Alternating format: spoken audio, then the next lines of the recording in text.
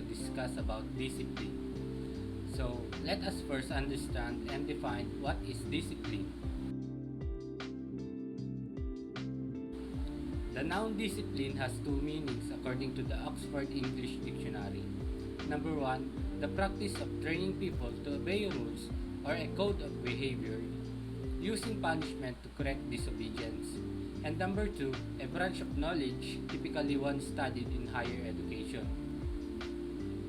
Discipline is commonly used in contexts where there is a clear chain of command such as the church or the military. In this sense, academic discipline can be thought of as a type of specific and rigorous training that will produce practitioners who have been disciplined by their discipline for their own good. What is self-discipline? Self-discipline is the ability to push yourself forward, stay motivated, and act regardless of your physical or emotional state. You demonstrate it when you choose to pursue something better for yourself despite the obstacles such as distractions, hard work, or undesirable odds. Remember that self-discipline is not the same as self-motivation or willpower. Motivation and willpower help us do persistence, the ability to carry out your intentions, and hard work.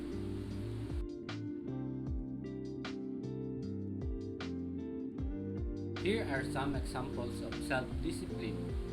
Number 1. Brushing your teeth, cleaning your room, washing your face, doing your homework right after school.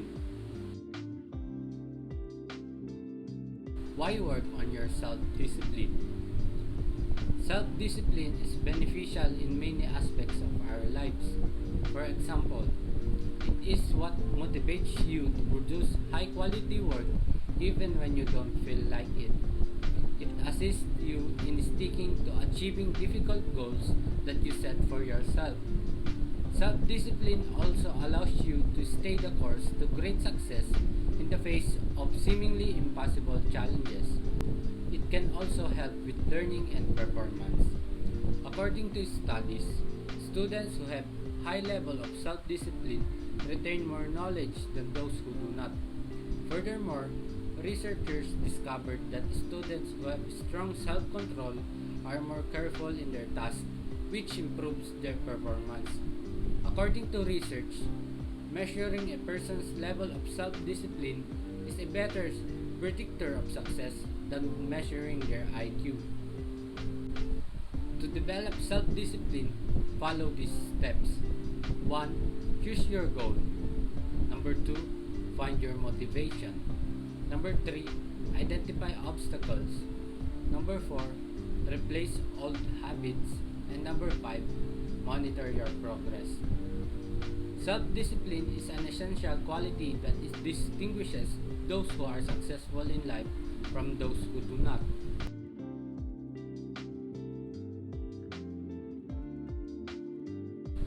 Now, let's move on to the types of discipline. According to school, there are 3 types of discipline. Number 1, preventative. Number 2, supportive. And number 3, corrective. So, let's explain number 1, preventative. Preventative discipline is about establishing expectations, guidelines, and classroom rules for behavior during the first days of lesson in order to proactively prevent disruptions. Examples of preventative discipline: posting classroom rules on the classroom wall, providing rewards for good attitudes and behavior, including school administrators in rule-making and enforcement. And number 2, supportive. Supportive discipline, on the other hand, occurs in the case of transgression. It is usually a verbal warning or a suggestion for the correction of behavior.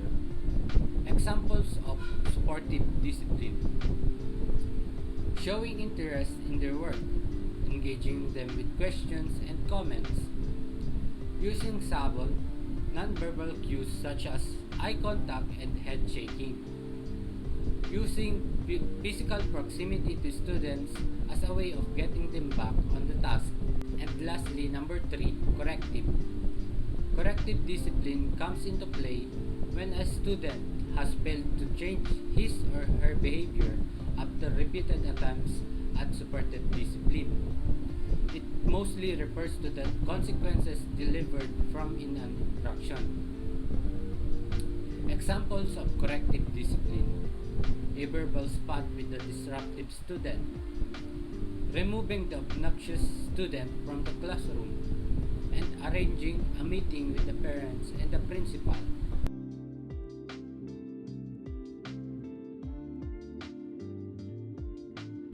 There are also other 3 types of self-discipline, which are active discipline, reactive discipline, and proactive discipline. So let's explain number 1, active discipline. It usually involves doing what is necessary at the time, such as eating a healthy meal, limiting distractions while studying, and exercising. When you chose to eat healthy instead of unhealthy, you exercise active discipline. You demonstrate discipline by dedicating time to study and turning off your phone. Number 2, reactive discipline. Controlling your thoughts or behaviors when facing unexpected situations. Instead of complaining, you turn these situations into learning opportunities. For example, you left your car keys inside. It's okay, mistakes happen, you told to yourself. Realizing the importance of forgiving yourself and moving on. You understand that this is just one small setback in your entire 24-hour day. And lastly, number 3, proactive discipline. It is doing things ahead of time in order to better control a situation. For example, bringing an umbrella on a rainy day, making a to-do list, and going to bed at an appropriate time.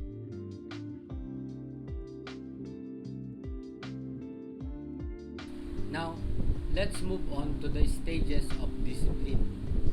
To understand the stages of discipline, imagine yourself as an employee in the company you work for, and let's look at what progressive discipline means and what are the common stages are. There are 4 stages of discipline. Stage number 1, verbal or written warning. Other than simply disregarding the behavior altogether, the most lenient form of discipline most employers use is a warning. A verbal warning is the least severe. A written warning documents the incident and carries more weight, particularly if it goes into a personal file. Some companies use escalation in warnings. For example, verbal, written, second written, and final. Stage number 2, probation. Employers frequently place employees on probation after warnings have failed to have an effect. In its most basic form, this can almost be interpreted as another type of final warning. Some employers also attach punishment to probation, such as pay cut or mandatory retraining. Stage number 3, suspension. An employee who has been suspended from work will no longer be doing so for a while. This could be done with or without money, but obviously, if it's unpaid, the message is much stronger. Suspension differs from termination in that it is anticipated that employee will resume employment once the suspension period is over. And lastly, the final stage, stage 4, termination. When an employer can no longer take the brunt of an employee's bad behavior, this is their last option. The process of disciplining an employee can be made simpler by being aware of the available disciplinary tools. Before taking any activities that could put you in violation of the law, keep in mind that employment laws may apply. Therefore, you should speak with an HR specialist or an attorney who specializes in employment law.